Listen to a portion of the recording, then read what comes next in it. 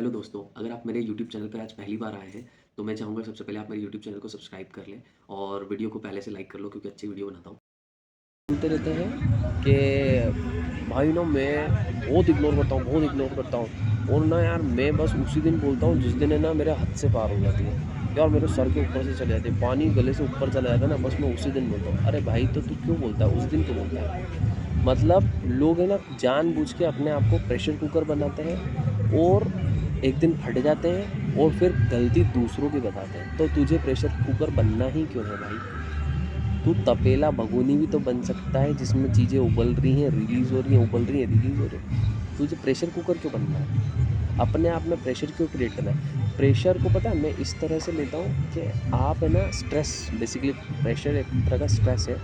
तो वो स्ट्रेस जो होता है ना वो तब क्रिएट करता है जब किसी तरह का ठहराव हो जाता है। आप किसी बात के संग कोई बात आपके दिमाग में अटक जाती है ना, किसी बात का आपको बुरा लग जाता है, वो आपके दिमाग में रिकॉल होती रहती है, रिपीट होती रहती है। और उसी से ना पता बीमारियाँ क्रिएट होती हैं। मतलब बेसिकली बॉडी में तो सब कुछ हार्मोन्स है, तो ऐसे हार्मोन्स क्रिएट हो जाते हैं जो आपकी बॉडी को हार्म करेंगे, नेगेटिवली इफ़ेक्ट करेंगे, ठीक है? तो वो स्ट्रेस क्रिएट हो जाता है। अब आपने देखा होगा सबसे साफ़ पानी ना बहता हुआ पानी होता है।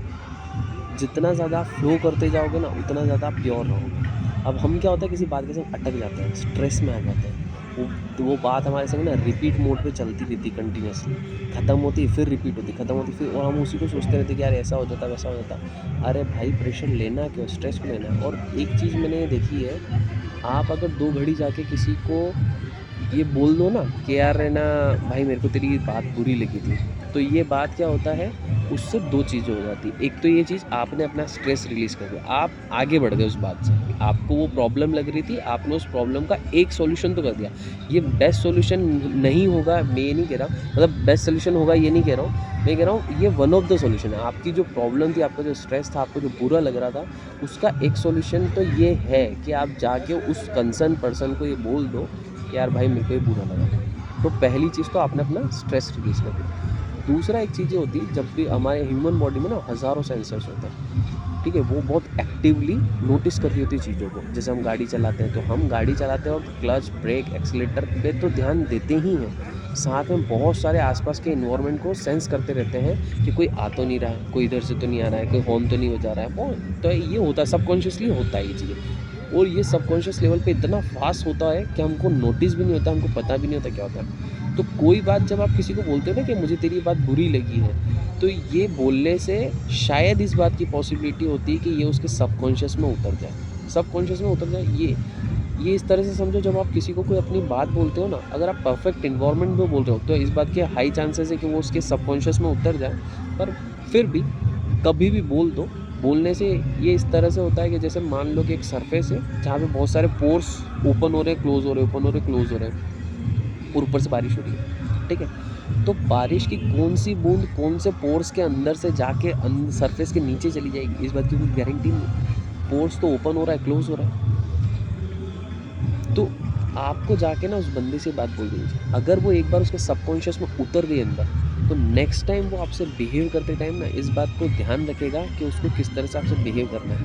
हम लोग पता है प्रॉब्लम में इसीलिए हैं क्योंकि हम ना लोगों को अब उनकी बाउंड्रीज़ नहीं बताते कि आप मुझसे किस तरह का बिहेव कर सकते हो और किस तरह का बिहेव नहीं कर सकते। और इसी वजह से क्या होता है, लोग अनलिमिटेड तरीके से, मतलब बॉर्डरलेस तरीके से वो हम लोगों को परेशान करते रहते हैं, प्रॉब्लम करते रहते हैं। और फिर बाद में एक दिन हम कहते हैं भाई मैं उस दिन फटता हूँ जिस दिन मेरे ऊपर से। अरे भाई तो क्यों फटा?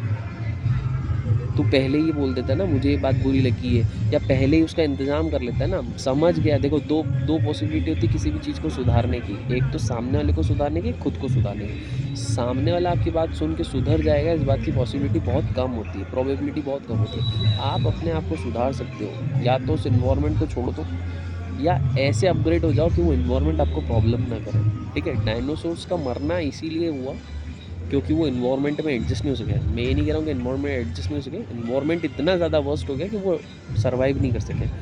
कॉकरोच हर एनवायरनमेंट में सर्वाइव करके बाहर निकल गए। तो अपने को ये समझना पड़ेगा कि आप अपग्रेड नहीं हो रहे हो, आप इस तरह के जीव नहीं हो जो उस एनवायरनमेंट में एडजस्ट हो रहे हो, तो आपको वो एनवायरनमेंट छोड़ना पड़ेगा। तो यही सारे रीज़न रहते हैं जिसकी वजह से हम लोग स्ट्रेस में बढ़ते जाते हैं। और एक और चीज़ होती है मेरे हिसाब से, एक अच्छा इंसान होना पता है सोशल रिस्पॉन्सिबिलिटी है।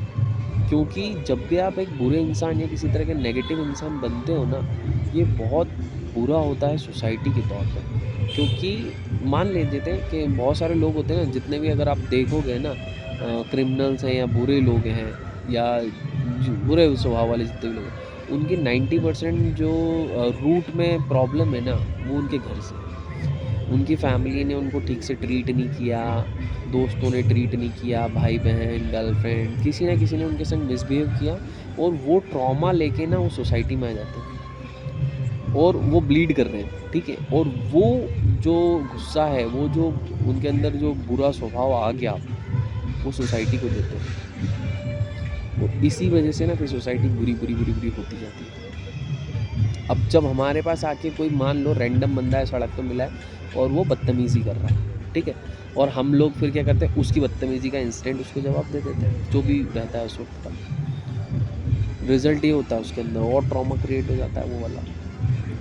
हम लोग कभी भी ये समझना ही नहीं चाहते हैं कि ये एक्चुअल रीज़न इसकी जो प्रॉब्लम है ये मुझसे ही है या ये कोई और प्रॉब्लम है, कहीं और किसी रीज़न से ब्लीड कर रहा है और ज़बरदस्ती वो दिख अभी मुझे रहा है या उसका रिएक्शन मेरे पास आ रहा है और ये एक्चुअल रीज़न कुछ और है, इसका सोर्स कुछ और है। जितने ज़्यादा हम लोग ये समझने की कोशिश करते हैं ना, उतना ज़्यादा हम लोगों को बेटर अंडरस्टैंड कर सकते हैं और बेटर ट्रीटमेंट दे सकते हैं। मैं जॉब में था और मैंने बहुत सारी बार ऐसा देखा है जब लोग पॉलिटिक्स करते हैं ना, तो मेरा उनसे कोई प्रॉब्लम नहीं। मैं लेट्स सपोज़ जैसे मैंने कहीं नई जॉब जॉइन करी है और वहाँ पे आप जाते हो तो मैं तो अपने तरीके से काम करता हूँ और वहाँ पे देखने को ही मिलता है कि ऑटोमेटिकली आपके दुश्मन क्रिएट होते हैं। ऐसा बहुत सारे लोगों से होता है, ऐसा कोई अकेला मेरा केस नहीं है। और उसमें आपने ये देखा होगा कि जब आप तो अपना काम कर रहे हो और ऑटोमेटिकली लोग आपके अगेंस्ट पॉलिटिक्स कर रहे हैं। वो पॉलिटिक्स इसी वजह से होती है क्योंकि उनको ये फ़ियर होता है कि कल को ये हमारी जगह नहीं ले ले, इसकी वजह से हमारी जॉब नहीं चले जाए, इसकी वजह से बॉस हमको ये नहीं कहते देखो वो अच्छा कर रहा है, तुम ऐसा क्यों नहीं कर रहे हो। ऐसा मैंने बहुत बार ये सुना है लोगों के मुँह से, जब वो किसी एक अच्छे एम्प्लॉय को ये कहते हैं कि भाई तू अच्छा काम मत कर। क्यों मत कर? क्योंकि तू अच्छा काम करेगा तो बॉस हमको ये आके ज़रूर कहेगा कि ये तो कर सकता है, तुम क्यों नहीं कर सकते। पर क्योंकि मैं खुद एक बिज़नेस ओनर भी हूँ, तो मैं ये जानता हूँ सारे बॉस ये बात बहुत अच्छी तरीके से जानते हैं किसकी क्या कैपेसिटी है और क्या कैपेबिलिटी है। और हम लोग कभी भी किसी को कॉम्प्लीमेंट इस तरीके से नहीं करते या देखो कंपटीशन क्रिएट तो करना ही होता है, बिज़नेस के लिए अच्छा ही होता है कि जब आप है ना 2 लोगों को लड़वा दो आपस में या उनको कंपटीशन की भावना से ये बात बोलो कि आप ये बेटर कर सकते हो, देखो XYZ पर्सन तो कर रहा है, आप भी कर सकते हो।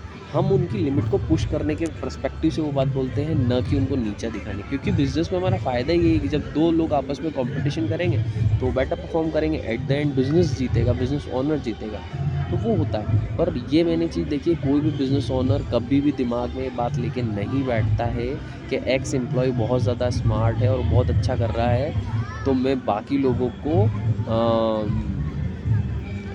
डोमिनेट करूँ कि तुम लोग भी अच्छा करो, अच्छा करो। ऐसा कभी नहीं होता है, कोई भी नहीं बोलने वाला है और मैंने अब तक के करियर में ऐसा नहीं सुना है जहाँ पे लोग इस तरह से इवन सेल्स में बहुत ज़्यादा कंपटीशन रहता है, सेल्स में बहुत ज़्यादा प्रेशर रहता है। इवन सेल्स में भी कोई बंदा कभी भी जहाँ तक मुझे पता है कोई भी मैनेजर ना किसी दूसरे सेल्स के बंदों को ये नहीं बोलेगा कि एक्स बंदे की तो देखो सेल्स हर महीने का टारगेट इतना अचीव रहता है, ये रहता है और तुम लोग वो अचीव क्यों नहीं कर पा रहे हो। मैं बता रहा हूँ 100% जैसे ही वो ये बोलेगा ना तुम क्यों अचीव नहीं कर पाए, क्वेश्चन मार्क उसी के ऊपर आता है कि तुम इस बंदे से आउटपुट ला पा रहे हो तो इस बंदे से क्यों नहीं ला पा रहे, या ये बंदा कर रहा है तो इसके तरीके इनको सिखाओ, इनको बताओ कि ये कैसे करें।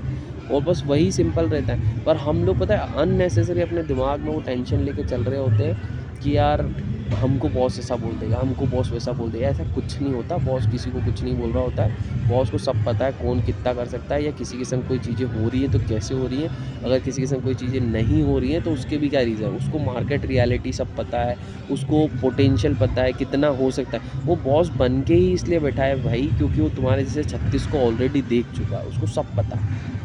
तो ये अननेसेसरी स्ट्रेस जो होता है ना वो हम लेके रहते हैं। जो मैंने बताना चाह रहा था मतलब कि वो जब कोई भी बंदा एज़ ए न्यू एम्प्लॉय किसी कंपनी में ज्वाइन करता है तो वहाँ पे उसको बहुत सारी पॉलिटिक्स झेलनी पड़ती है। और वो स्ट्रेस उसका यही रहता है कि लोग उससे ऑटोमेटिकली कम्पीट करने लग जाते हैं। और ये ज़्यादातर मेंस में होती है प्रॉब्लम, सभी में होती है शायद। आप सड़क पे भी चल रहे हो तो स्पीड से ऑटोमेटिकली आपकी रेस पास वाले कार से, बाइक से चलने लग जाती है कि वो कैसे आगे निकल रहा है। ये हमारे सबकॉन्शियस में होता है, और जितनी जल्दी आप अपने सबकॉन्शियस को कंट्रोल करना, अपने इमोशंस को कंट्रोल करना सीख लोगे ना, उतना कम आप सोसाइटी को हार्म करोगे। 99% हम लोग अपने दुश्मन इसीलिए क्रिएट कर लेते हैं क्योंकि हमारे इमोशंस हमारे कंट्रोल में नहीं होते हैं, और हमको ऐसा लगता है कि सामने वाला हमको हार्म पहुंचाता है। कोई आपको हार्म नहीं पहुंचा रहा, कोई आपका बुरा नहीं चाहता, आप खुद अपना बुरा क्रिएट कर लेते हैं। हम दिमाग में इतना सारा सोच लेते हैं ना कि यार ये ऐसा हो जाएगा, वैसा हो जाएगा, और वो सब सोच सोच के हम अपना इतना नुकसान कर लेते हैं कि पता नहीं।